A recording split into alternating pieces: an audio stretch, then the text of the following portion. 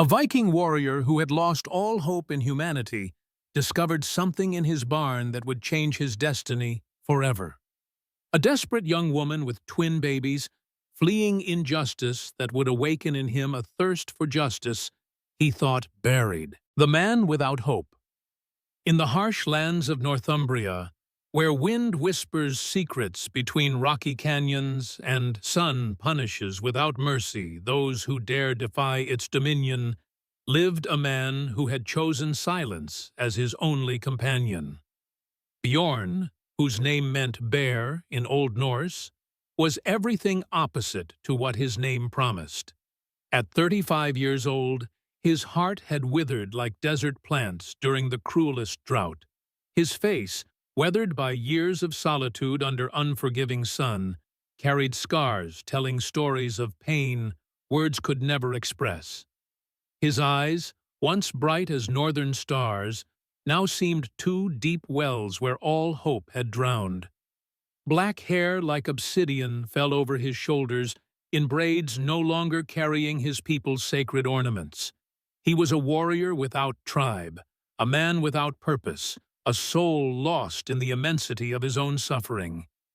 3 years had passed since the massacre that changed his life forever. 3 years since he returned from hunting to find his wife Astrid and their 2 small children turned to ash, along with their entire village. Saxon soldiers had arrived like plague, destroying everything they touched, taking innocent lives and leaving only silence and death. Bjorn had arrived too late to save his family, but early enough to see the bodies of those he loved most in the world. The isolated life. Since then, he had built his existence around emptiness. He lived in an abandoned cabin he'd found in a hidden canyon, far from any trace of civilization. The construction, made of stone and wood worn by time, had been home to a hermit who'd sought peace in the mountains. When the man died, he left behind a solid structure Bjorn had converted into his refuge. The cabin had 2 small rooms and an attached barn where the hermit had kept tools. Bjorn had cleaned the space and converted it into a place where he stored dried meat from his hunts and the few provisions he needed to survive. It was a silent place where the only sounds were wind seeping through wood and the occasional howl of wolves in the distance. During these 3 years, Bjorn had developed a routine keeping him away from most painful memories. He rose before dawn, when the world was still painted gray and violet, and went out to hunt. He knew every trail, every cave, every water source within several miles. Wilderness animals had grown accustomed to his silent presence, and he'd learned to take only what was necessary to survive. The night everything changed. But that October night, when autumn's first rains pounded the cabin roof with intensity he hadn't seen in months, something disturbed the peace of his refuge. Bjorn sat by the small fire he'd lit, carving an arrowhead with mechanical movements perfected during years of practice, when a strange sound reached his ears. At first he thought it was wind playing with the barn wood, but when he paid attention, he could distinguish something different. A rhythmic, soft, almost musical sound. His heart accelerated inexplicably, and his hands stopped their work. It had been so long since he'd heard sounds other than nature's that any variation put him on alert. The sound continued, mixing with rain's patter. Bjorn stood slowly, his warrior instinct awakening after months of lethargy. He took his hunting knife and approached the small window facing the barn. Night was so dark he could barely distinguish the structure's silhouette. But definitely something was there. For a moment, his mind betrayed him, taking him back to similar nights when his own children's cries woke him and he rose to console them. His breathing became irregular, and he had to lean against the wall, not to fall. Memories were like knives stabbing his chest, reminding him of everything he'd lost. Just animals, he told himself, trying to calm the trembling that had begun in his hands. A fox, perhaps a wolf seeking shelter from rain. But deep in his heart, he knew it wasn't true. There was something different in that sound, something disturbing him in ways he couldn't explain. The discovery. Rain intensified, and with it, barn sounds became more evident. He could no longer ignore them. Bjorn went to the wooden chest where he kept weapons and took his axe. His movements were precise, calculated, like a predator preparing for hunt. But deep in his soul, a part of him that had been asleep for 3 years was beginning to awaken. He opened the cabin door, and cold night air hit him like a slap. Rain immediately soaked his wool shirt, but he barely noticed. His eyes had adjusted to darkness, and he could clearly see the barn about 60 feet away. The door was slightly open, moving with wind, and from there came the sounds. He walked stealthily, avoiding puddles formed on rocky ground. Each step was calculated to make no noise, a skill perfected during years of hunting. When he reached the barn entrance, he stopped and listened carefully. The sound was clearer now, and his heart stopped when he finally recognized it. It was crying, the unmistakable crying of a baby. Bjorn felt the world spinning around him. His legs weakened, and he had to lean against the doorframe. It couldn't be true. In this God-forsaken place, in the middle of nowhere, there couldn't be a baby crying. His rational mind told him he was hallucinating, that isolation and memories had finally broken him. But the crying continued, and now he could distinguish something more. Another cry, slightly different in tone. 2 babies. There were 2 babies in his barn. The desperate mother. With trembling hands, he pushed the door and entered. Darkness was almost total, but his eyes adapted quickly. In the farthest corner, among deer hides he'd put to dry, he distinguished a huddled figure. It was a person, a young woman, and in her arms she had 2 small bundles moving. "Don't come closer," said a voice broken by fear and desperation. It was a female voice, young, speaking Norse with an accent he couldn't identify. "Please don't hurt us. We're just seeking shelter from rain." Bjorn stood paralyzed. For 3 years he hadn't spoken with another human being, and now before him was a woman with 2 babies who'd appeared in his barn like apparitions in the night. Rain continued falling on the roof, creating a symphony accompanying this surreal moment. "Who are you?" he finally asked, his voice hoarse from lack of use. "What are you doing here?" The woman didn't respond immediately. Instead, she pulled the babies closer to her chest, as if she'd protect them with her own life. Bjorn could see she was trembling, not just from cold, but from terror. "My name is Freya," she finally whispered. "These are my sons. We have nowhere to go.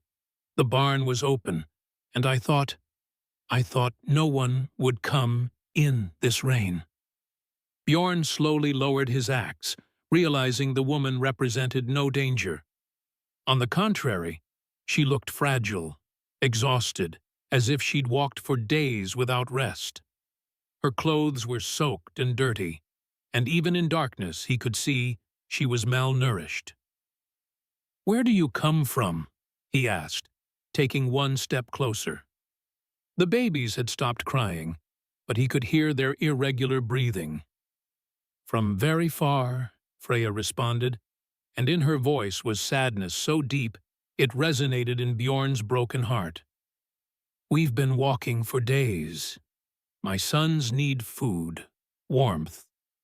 I don't know what else to do." In that moment, one of the babies began crying again, a desperate cry that pierced Bjorn's soul like an arrow. The sound awakened memories of his own children, of nights when he and his wife rose to console them.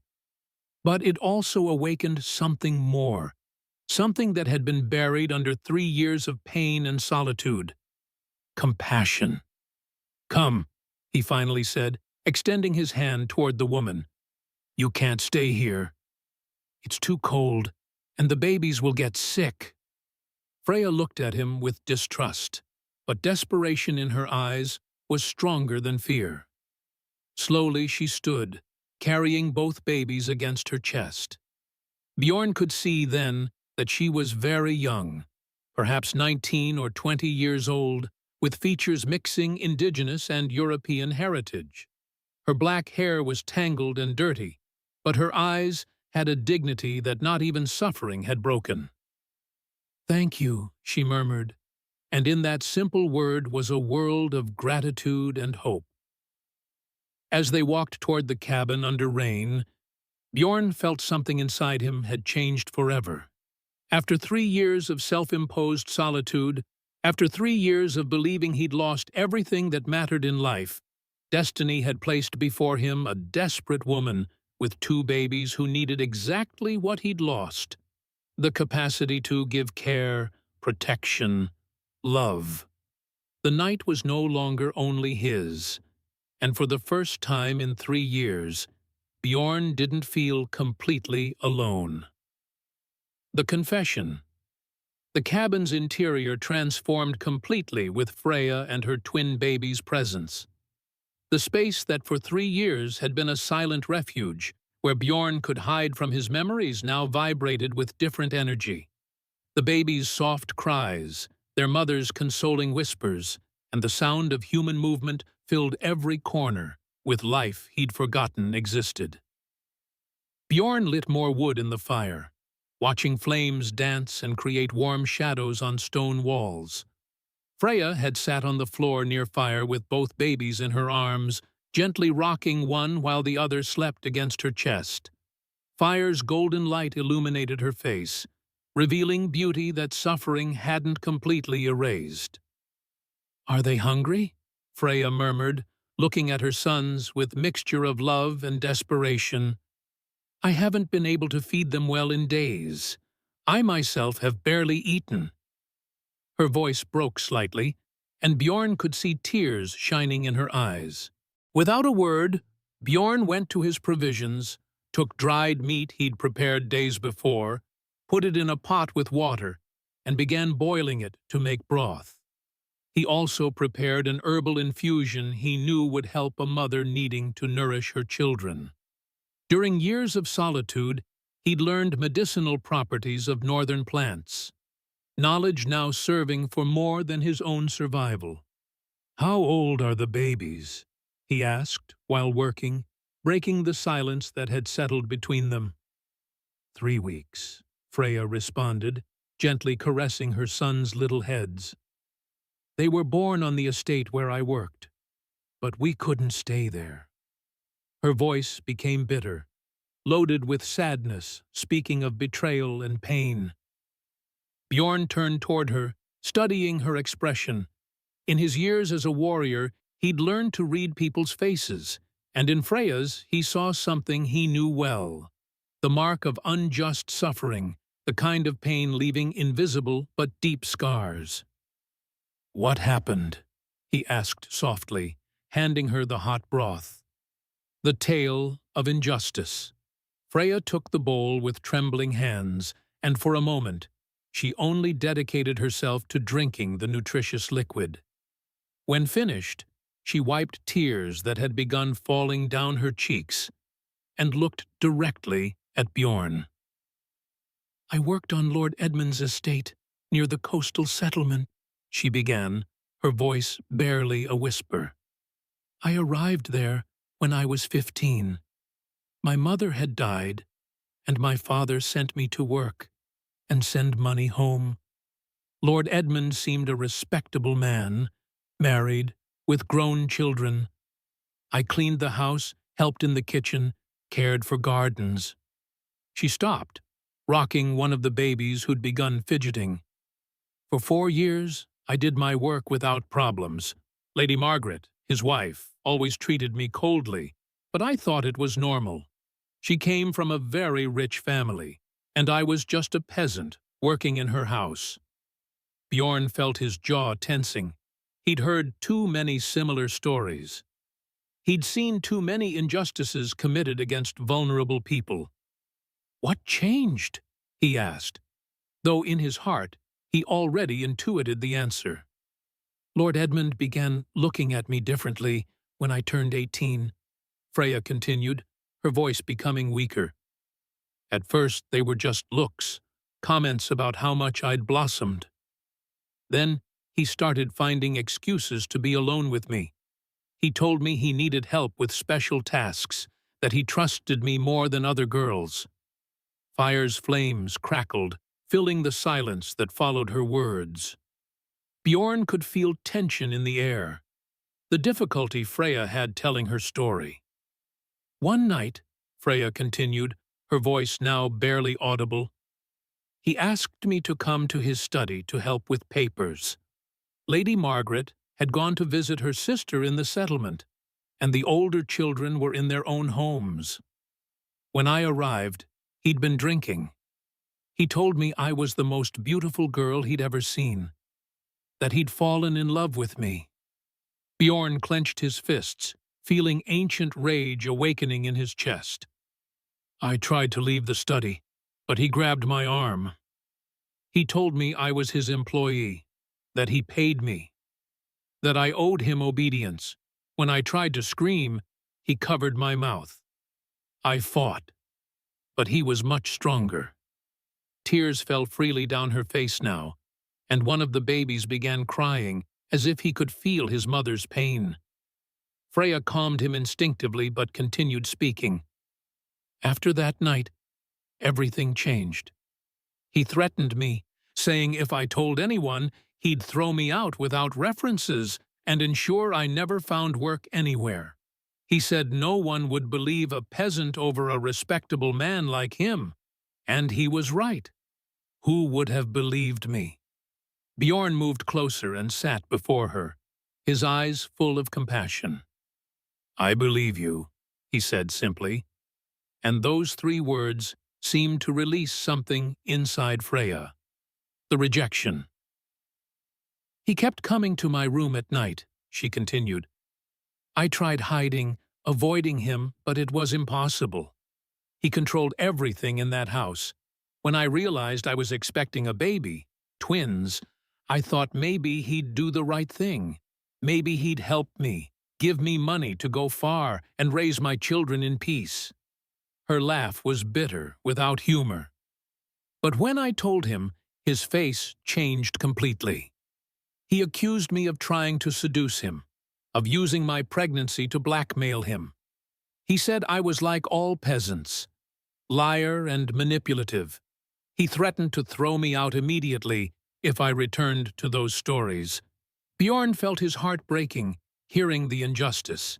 He'd seen too many times how the powerful used the weak and then blamed them for their own evil. What did you do? He asked. I tried to keep working, hiding my pregnancy as long as possible, Freya responded. But when I could no longer hide it, Lady Margaret found out. She confronted me in front of all other servants, screaming that I was a disgrace, that I'd dishonored her house with my immoral behavior. Freya shifted the babies, now sleeping peacefully. I told her the truth about what happened, but she slapped me and called me a liar. She said her husband was a holy man, incapable of touching a dirty peasant like me, that I'd seduced some village man and now tried blaming her family. When the twins were born, she continued, looking at her sons with infinite love, I thought maybe things would improve, but it was worse. Lady Margaret said she couldn't have peasant bastards in her Christian house. She told me I was a bad influence on other employees, that my presence was an offense to God. Bjorn observed the small babies, so innocent and perfect, and felt deep fury toward people who could reject such defenseless creatures. How did you get here? He asked. Lord Edmund gave me a bag with some coins and told me to disappear before dawn, Freya responded, her voice full of pain. He told me if I ever returned or told my story in the village, he'd ensure my children and I disappeared forever. I left that same night, carrying my babies without knowing where to go, she continued. I've been walking for days. I slept where I could, ate what I found.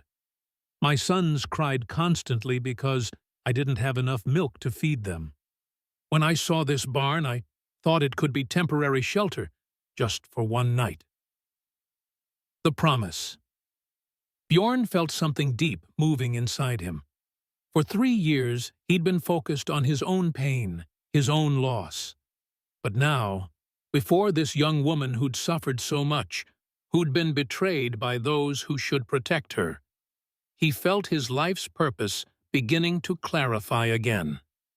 You don't have to keep running, he finally said. You can stay here. I'll protect you and your children.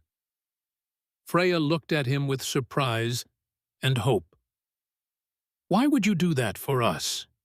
You don't even know me. Bjorn looked toward fire, remembering his own lost family. Because I know what it's like to lose everything you love. I know what it's like to be alone in the world. And I know that sometimes, when we believe there's no hope, destiny gives us a second chance. He turned toward her, and in his eyes was determination he hadn't felt in years. My children would have been the same age as yours, if they'd lived. My wife would have cared for any woman needing help. Staying here isn't just for you. It's to honor the memory of those I lost. Freya began crying, but now they were tears of relief and gratitude. Thank you, she whispered. I don't know how to repay this kindness. There's nothing to repay, Bjorn responded. Just promise you'll raise your children to be better than the men who hurt you. Promise you'll teach them that honor and compassion are more valuable than power and wealth. I promise, Freya said, hugging her babies. I promise you. That night, while Freya and her children slept by fire, Bjorn stayed awake contemplating flames. For the first time in 3 years, he didn't feel completely lost. He'd found new purpose, a reason to rise each morning going beyond simple survival. He didn't know what the future held, but he was sure of one thing. He wouldn't allow Freya and her children to suffer more injustice. He'd failed to protect his own family, but this time would be different. This time, he'd be prepared to fight for those who'd placed their trust in him. In night stillness, while rain continued falling softly on the roof, Bjorn felt his dead heart beginning to beat again with purpose he'd believed lost forever.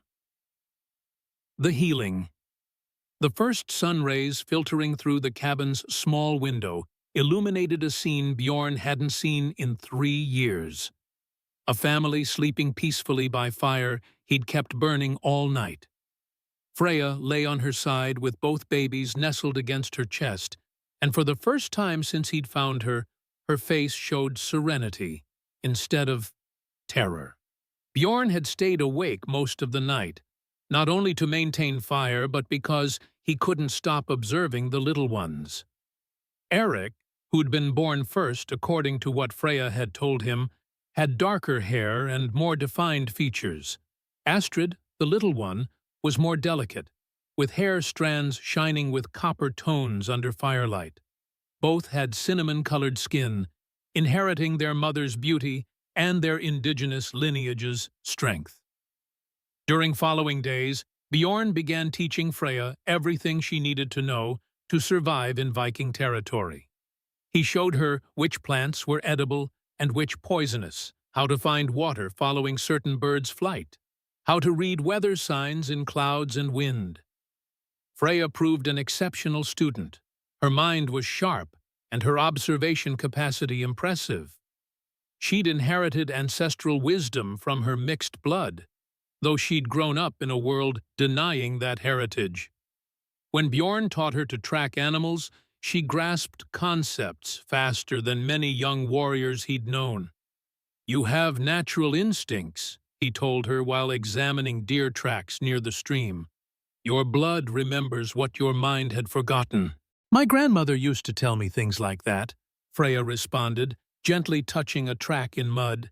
"She was from the old tribes, but my grandfather forced her to abandon her customs when they married. She always said, someday, I'd return to my roots." The ancestral connection. It was during one of these lessons that Bjorn noticed something extraordinary.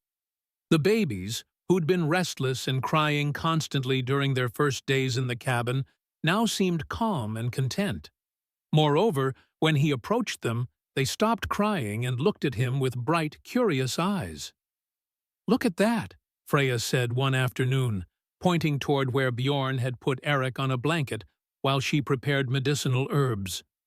The baby was observing the warrior's every movement with fascination, emitting small sounds of contentment. "Children sense pure souls," Bjorn explained, approaching to gently caress the little one's cheek. "They don't see scars or differences. They only feel love." Astrid, not wanting to be less than her brother, extended her little arms toward Bjorn when he approached. Without thinking, the warrior took her in his arms, and the little one nestled against his chest, as if she'd been waiting for that moment all her life. "I never thought I'd hold a baby again," Bjorn murmured, his voice loaded with emotion. "I believed that part of my life had ended forever." Freya observed him with eyes full of understanding. Maybe it didn't end. Maybe it was just waiting for the right moment to return. As weeks passed, the cabin's dynamic changed completely. Bjorn found himself rising at dawn, not only to maintain fire, but to help with babies when they cried. Freya had begun recovering her strength, and with it, her beautiful smile. The little ones grew healthy and happy, filling the space with laughter and coos that transformed the silent refuge into a home full of life. The Revelation. One night, while Freya nursed Astrid and Bjorn rocked Eric to sleep, she asked a question she'd been waiting for the right moment to ask. "What happened to your family?" she asked softly. "If you don't want to tell me, I understand, but I think talking about pain sometimes helps heal it." Bjorn looked toward fire, and for the first time in 3 years, he felt he could speak of his loss without completely falling apart. "Her name was Astrid," he began. "She was your age when we married. She was the most beautiful woman of our settlement, but also the gentlest. She never raised her voice, never spoke ill of anyone. We had 2 children," he continued, his voice becoming softer. "Harold was 5 years old, and little Astrid was 3. They were perfect, full of life and curiosity. Harold already showed signs he'd be a great warrior, and little Astrid had a healer's soul." Freya said nothing, but her gaze encouraged him to continue. "I'd gone hunting with other warriors. It was a 3-day hunt because we'd tracked game very far from our territory. When we returned, we found ashes where our village had been. Saxon soldiers had arrived looking for a group of warriors who'd attacked a caravan. We hadn't been them, but that didn't matter to them." His voice broke slightly. "They killed everyone, elders, women, children. They didn't distinguish between guilty and innocent. I found it my family embraced under remains of our house. They'd tried to protect themselves, but they had no chance." Freya felt tears running down her cheeks. "I'm so sorry," she murmured. "I can't imagine that pain." "For 3 years I've lived with that rage," Bjorn continued. "Rage against soldiers, against myself for not being there to protect them. against a world that allows such things to happen. But since you arrived with the babies, that rage has begun transforming into something different." "Into what?" Freya asked.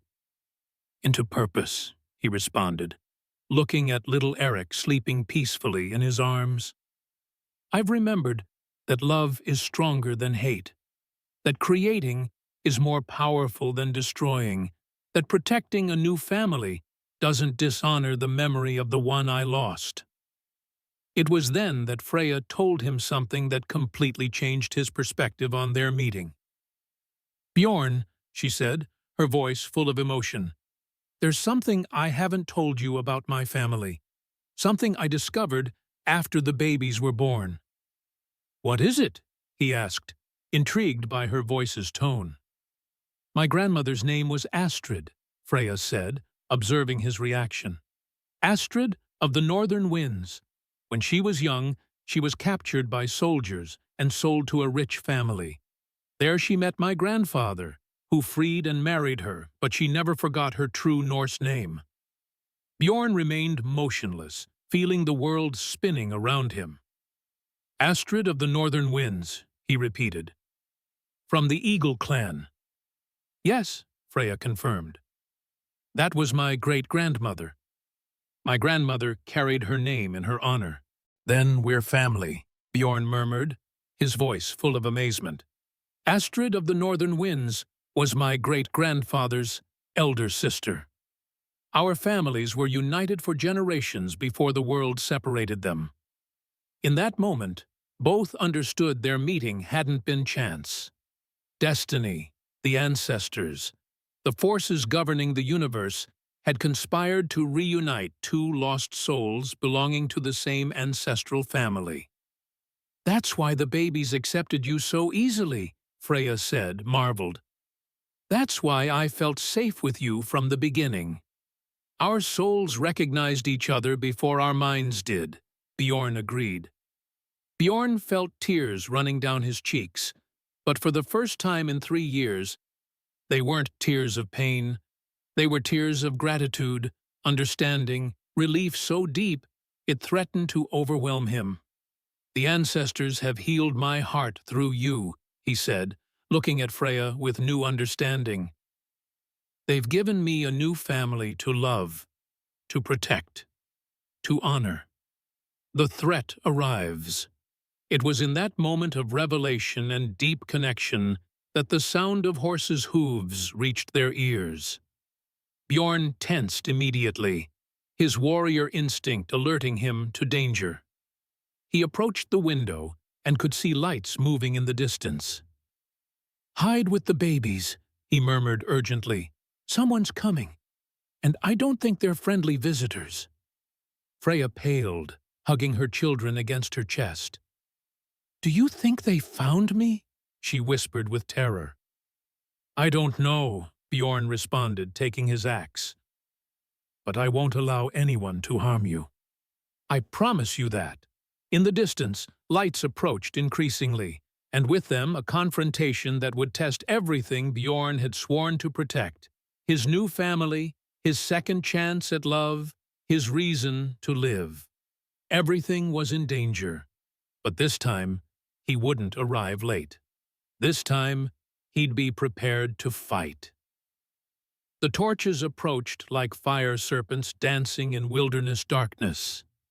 Bjorn counted at least 8 riders, perhaps more, advancing with the determination of those who've come to claim something they consider theirs. Hooves' sound against stones resonated in night silence like war drums, announcing a confrontation he'd feared since the day he decided to protect Freya and her children. "We know you're there, peasant," shouted an authoritative voice, cutting the air like a blade. "Come out with my children, or we'll burn this entire place." Bjorn immediately recognized the arrogant, overbearing tone. It was a man's voice, accustomed to having his orders obeyed without question. Someone who'd lived his entire life, believing the world, and all people in it existed to serve him. Lord Edmund had arrived to claim what he considered his property. The standoff. Freya had hidden in the cabin's darkest corner, huddled with babies against her chest. Her eyes shone with terror Bjorn knew too well. Prey's fear, knowing its predator, had found its refuge. Little Eric and Astrid seemed to sense tension in the air because they'd begun crying softly. "How many are they?" Freya whispered, her voice barely audible. "Too many to face directly," Bjorn responded, but his tone was calm, calculating. "But not all who come are soldiers. Some are farmhands, laborers who only follow orders for money." Lord Edmund dismounted from his horse, a magnificent animal grotesquely contrasting with his owner's evil. He was a man about 50 years old, corpulent, with grey mustaches and small eyes shining with greed and cruelty. He wore expensive clothes, beginning to show wear signs, as if his fortune wasn't as solid as he pretended. "Freya!" he shouted with voice feigning paternal concern. "I know you're there, girl. I've come to take you home. Your children need a decent home, not a hovel in the middle of nowhere." Bjorn felt rage boiling inside him. The man's hypocrisy was nauseating. He'd violated and humiliated Freya, thrown her and the babies from his house, and now he arrived pretending to be a savior. "They're not coming out," Bjorn responded, his voice resonating with authority. "This woman and her children are under my protection. If you want to take them, you'll have to kill me first." Lord Edmund approached closer to the cabin, flanked by 2 armed men. "And who are you to interfere in family matters?" he asked with contempt. "A savage living like an animal in the wilderness?" "I am Bjorn of the Eagle clan," he responded with pride, "and these children carry Norse blood, noble blood you stained with your cowardice." Mendoza's face reddened with fury. "Those children are mine. They carry my blood. I won't allow them to be raised as savages." "Liar!" Freya shouted from inside, her voice loaded with dignity surprising everyone. "You never wanted these children. You called them bastards and threw us out like trash." The truth revealed. Lord Edmund tensed, realizing he'd revealed more than he intended. "You were confused, girl. Childbirth had affected your mind. I only wanted to protect your reputation." It was then that Freya made the bravest decision of her life. She stood, carrying the babies, and came out of the cabin to face her torturer. Torchlight illuminated her face, revealing a woman transformed by motherhood and strengthened by true love. "Look well at these children," she declared, raising Eric and Astrid so all could see. "Look at their faces, and tell me if you don't recognize your own features. But also look at the Norse blood running through their veins, the dignity they inherited from their ancestors." The babies, as if understanding the moment's importance, remained quiet in their mother's arms. Their small faces clearly showed the heritage mixture. Edmund's eyes, but Freya's bone structure and skin color. "These children aren't your property," Freya continued, her voice becoming stronger with each word. "They're human beings with right to dignified life, to family that truly loves them." Lord Edmund approached closer, studying the babies' faces. For a moment, something like fatherhood shone in his eyes, but was quickly replaced by his usual greed. "They're my heirs," he murmured, more to himself than others. "My legitimate children are far away. My grandchildren will take time arriving. These children could—" "Could what?" Bjorn interrupted, coming out of the cabin with his axe in hands. "Be raised by a man who violated their mother? Grow up believing power gives right to hurt the innocent?" "Silence, savage!" Mendoza roared. "These are civilized people's matters. Civilization isn't measured by money you have, Bjorn replied. It's measured by honor you show, and you have no honor whatsoever. The allies arrive. It was at that moment that one of the men accompanying Edmund stepped forward. He was an older farmhand with face weathered by years of work under sun. "Lord Edmund," he said with discomfort, "I came here believing we were going to rescue a kidnapped girl, but this doesn't seem like kidnapping."